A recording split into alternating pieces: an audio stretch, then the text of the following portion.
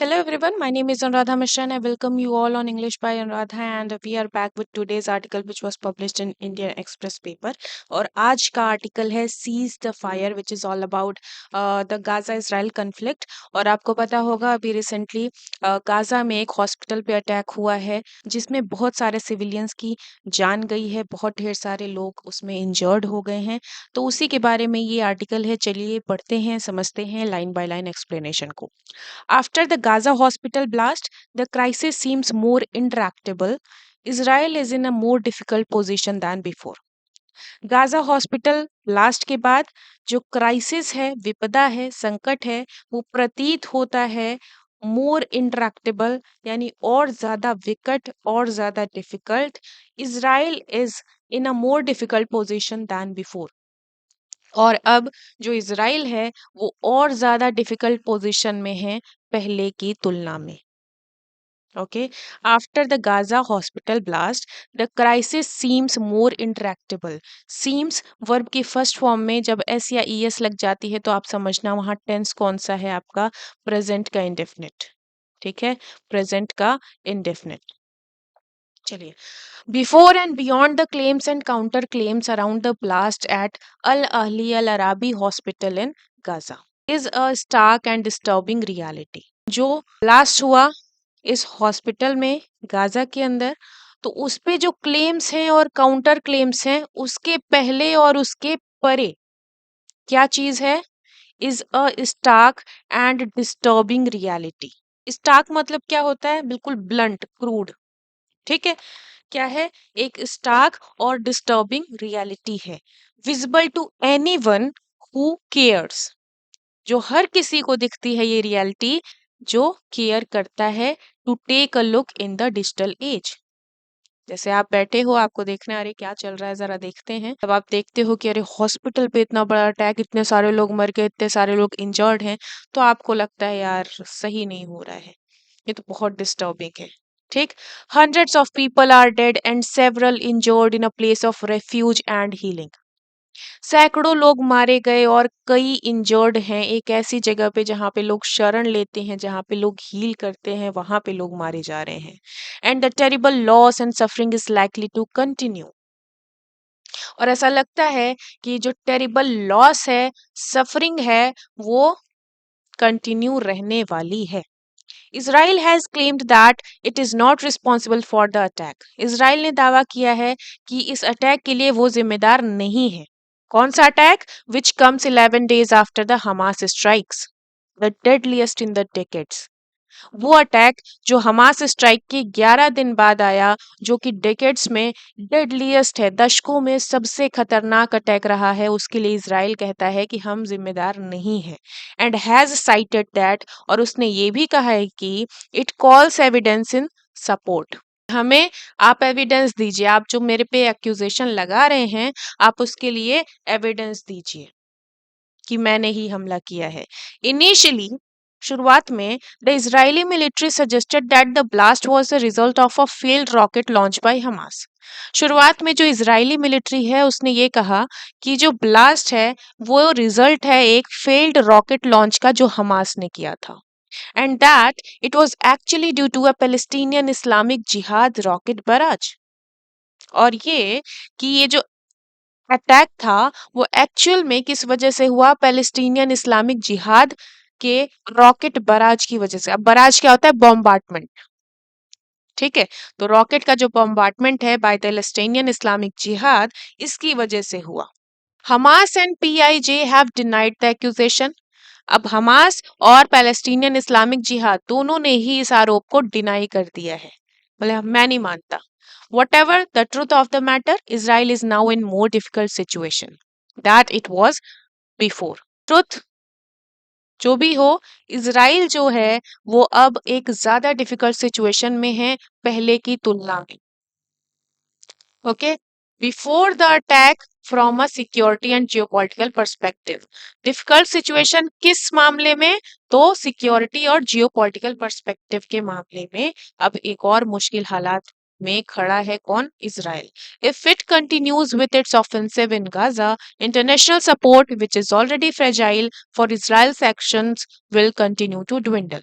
अगर ये ऐसे ही गाजा में हमले करता रहता है तो जो इंटरनेशनल सपोर्ट है जो कि ऑलरेडी फ्रेजाइल है इसराइल के लिए, इसराइल के एक्शंस के लिए, वो कंटिन्यू होंगे ड्विंडल होना। ड्विंडल मतलब धीरे धीरे कम होना। तो जो इसराइल के एक्शंस हैं, जो अटैक्स हैं, उसकी वजह से जो पहले से ही कम सपोर्ट मिल रहा है इसराइल को, वो और कम होने लगेगा। The blast has cast a shadow over US president Joe Biden's Israel visit. ये जो ब्लास्ट है उसने कास्ट कर दिया एक शैडो। कास्ट अ शैडो मतलब स्पॉइल कर देना। ठीक है, लाइमलाइट थी बाइडेन साहब पे, ब्लास्ट हो गया, सारी लाइमलाइट उधर चली गई।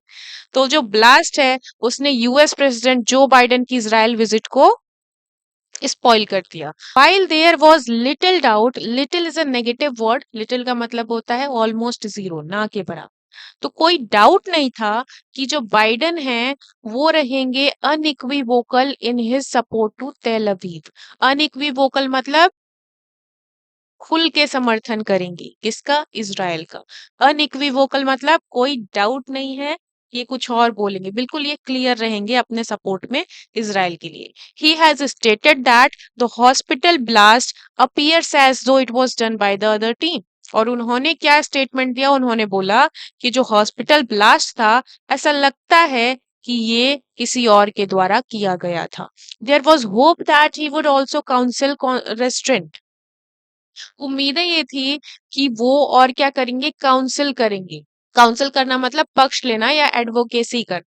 ठीक है, तो किसकी वकालत करेंगे, रेस्ट्रेंट का, कि भैया कंट्रोल, कंट्रोल मजनू कंट्रोल। ठीक है, तो उम्मीदें क्या थी कि जो बाइडेन साहब हैं ट्रोल करने की पैरवी करेंगे कि थोड़ा डिसिप्लिन में रहो, हो हल्ला मत मचाओ। एज वेल एज साथ ही साथ ट्राई करेंगे टू ब्रिंग, लेकर आने के लिए किन्हें, एक्टर्स को। अभी एक्टर्स मतलब हीरो मत समझ लेना, वो फिल्मी एक्टर्स नहीं।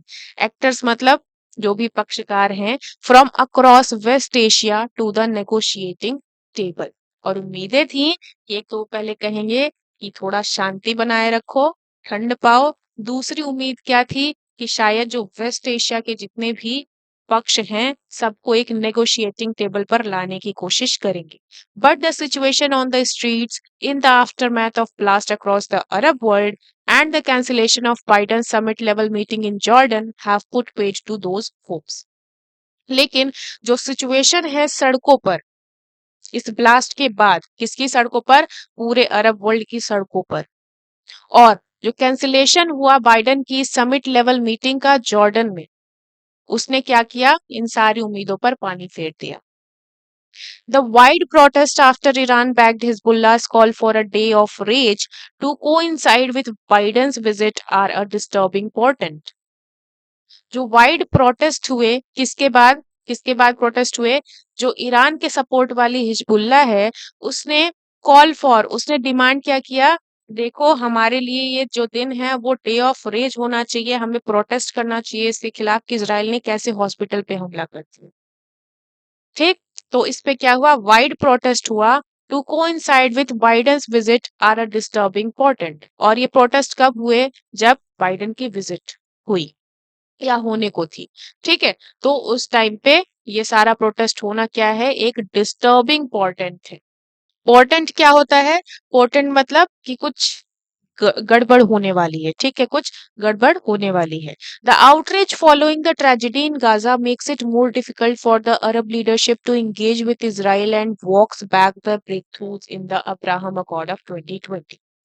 ये जो आउटरीच है, ये जो विरोध है, इस ट्रेजेडी के बाद ये और मुश्किल बना देती है अरब लीडरशिप के लिए कि वो इंगेज हो इसराइल के साथ and walks back the breakthroughs. जितनी भी सफलता मिली थी अब्राहम अकॉर्ड 2020 में, उन सारी सफलताओं पे पानी फेर दिया, उसको वापस जहां पे खड़े थे वहीं लेकर आके।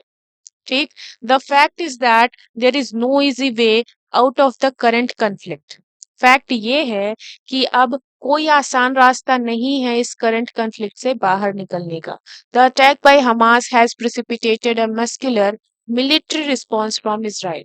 हमास का जो अटैक है उसने प्रेसिपिटेट किया है, कॉज किया है एक मस्कुलर ताकतवर मिलिट्री रिस्पॉन्स को इसराइल की तरफ से। But the longer the violence draws on, लेकिन जितना लंबा ये हिंसा चलेगा, खींचा जाएगा, the worse it is for everyone including Israel.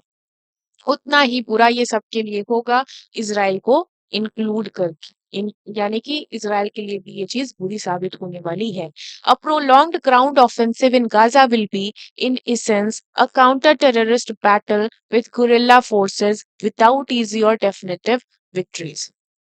ये जो प्रोलॉन्ग्ड ग्राउंड ऑफेंसिव है यानी अटैक्स है गाजा में, इन ए सेंस ये कुल मिला के क्या साबित होंगे, एक counter terrorist battle with guerrilla forces without easy or definitive victories. कोई ऐसे दो देश नहीं है जो आपस में लड़ रहे हैं। कुल मिला के हमास क्या है, एक टेररिस्ट ऑर्गेनाइजेशन है, ठीक है, गुरिल्ला फोर्सेस की तरह वो लड़ाई करते हैं। और इसराइल जो है वो तो काउंटर टेररिस्ट बैटल समझ के लड़ रहा है, सामने वाले गुरिल्ला फोर्सेस हैं। तो कुल मिला के आउटकम कोई खास होने वाला नहीं, सिर्फ ये लड़ेंगे लड़ेंगे और लड़, ठीक है। Casualties on both sides will be significant, casualties दोनों ही साइड पे अच्छी खासी होंगी। And Israel's adversaries in the region may feel emboldened and even attempt to open up another military front. और जो इसराइल के एडवर्सरीज हैं यानी कि विरोधी हैं उस रीजन में, वो एम्बॉल्डेंड हो जाएंगे, मतलब वो इनकरेज्ड हो जाएंगे और शायद वो अटेम्प्ट भी कर दें दूसरे मिलिट्री फ्रंट खोलने की, यानी वो दूसरे तरफ से हमला कर सकते हैं इसराइल पे। The diplomatic cost of the conflict to are steadily growing. Diplomatic cost मतलब डिप्लोमेटिक रिलेशंस भी खराब हो रहे हैं, ठीक है। Until the recent deadly attack by Hamas and Israel's brutal response, a real possibility of a peaceful and interconnected West Asia had emerged with the signs of thaw between Saudi Arabia, UAE, Bahrain and Israel. जब तक ये attack नहीं किया था Hamas ने और Israel ने उसका रिस्पांस नहीं दिया था, तो सच में एक पॉसिबिलिटी थी एक पीसफुल और आपस में कनेक्टेड वेस्ट एशिया की, जो कि कौन से साइंस के साथ ऐसे मर्ज हो रही थी, तो वो साइंस थे किस चीज के, thaw between Saudi Arabia, UAE, Bahrain and Israel. Thaw मतलब क्या होता है, मेल्ट होना, मेल्ट होना या फिर रिश्ते बढ़िया होना। तो सऊदी अरेबिया, यूएई, बहरीन और इसराइल के बीच जो बरसों की जमी बर्फ थी वो पिघल रही थी, यानी कि वो लोग अब बातचीत कर रहे थे, एक दूसरे को सपोर्ट करना शुरू कर रहे थे। लेकिन फिर क्या होता है, हमास का दिमाग सटकता है, वो हमला कर देता है। रिस्पॉन्स में इसराइल अब उनकी बैंड बजा रहा है। Okay, the possibility has now receded. अब ये जो पॉसिबिलिटी थी कि एक बढ़िया शांत वेस्ट एशिया हमें दिखेगा, वो पॉसिबिलिटी अब और कम हो चुकी है। Has now receded, has plus V3 present perfect tense. As a first step for long-term peace, the government of Israel should suspend military action so that humanitarian aid can reach civilians in Gaza and beyond. First step के तौर पे और long term के piece के लिए ये जो government of Israel है उसको सस्पेंड करना चाहिए मिलिट्री एक्शन को, कि अभी रोक दो मिलिट्री एक्शन, ताकि जो ह्यूमैनिटेरियन एड है वो सिविलियंस तक पहुंचे गाजा के। It is only in a respite from violence, it is only in a respite. आपको पता होगा प्रेसिडेंट साहब जो हैं हमारे इंडिया के प्रेसिडेंट, उनकी जुडिशरी पावर्स में से एक रेस्पाइट होती है, एक बार पॉलिटिक खोल के पढ़ लीजिएगा, ठीक है। इसका मतलब हिंदी में क्या होता है, विराम, स्टॉप, थोड़ी देर के लिए रोक देना, विराम करना। तो हिंसा से थोड़ी देर का जो विराम है उसी से कॉन्वर्सेशंस आगे बढ़ सकती हैं, ठीक है, कि आगे अब क्या करना है, थोड़ा हिंसा रोको तब ना बातचीत हो। ओके, तो ये था आज का आर्टिकल, आई होप समझ आया होगा। फिर भी अगर कोई ऐसी चीज है जो नहीं समझ आई है, प्लीज उसको मेंशन कर दीजिएगा कमेंट बॉक्स में। Also share your feedbacks with us. और आप हमें फॉलो कर सकते हैं इंस्टाग्राम पर, 2 पेजेस हैं हमारे, English by Anuradha and GK by Anuradha. And for any kind of query related to paid batch, my WhatsApp number is visible on screen. इस पर आप एक मैसेज कर देना, आपको जो भी क्वेरी होगी उसका जवाब मिल जाएगा। आज के लिए इतना रहेगा, मैं चलती हूँ, tata bye bye, take care, जय हिंद।